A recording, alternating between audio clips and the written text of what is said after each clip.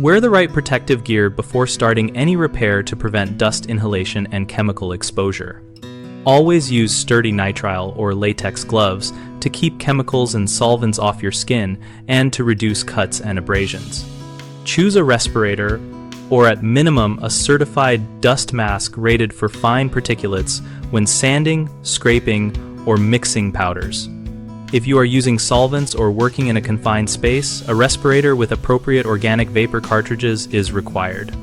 Wear impact-rated safety goggles that seal around the eyes to stop dust and splashes from reaching the eye, and keep a face shield available for grinding or heavy splash risk. Put on a long-sleeve old shirt or a simple canvas apron to protect your arms and clothing. Avoid loose cuffs that can catch on tools. Use closed-toe shoes with a firm sole to protect feet from drop tools or sharp debris, and consider knee pads for extended kneeling tasks. Always work with ventilation, whether a fan pulling air out of the work area or opening windows, and wash exposed skin and change clothing immediately after finishing to remove residues. Common mistakes include using a basic paper dust mask for solvent fumes, which does not block vapors.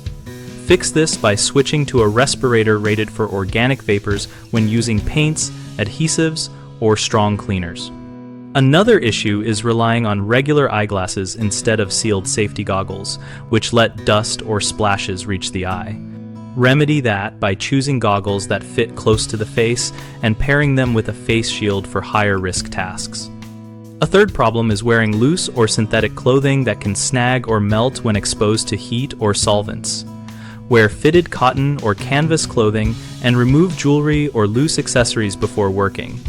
BigHomeProjects.com connects homeowners and contractors around projects and safety guidance, helping us find local help and letting contractors discover work opportunities. We also host a discussion community where we share real-world tips, ask questions, and compare experiences on gear and safe practices.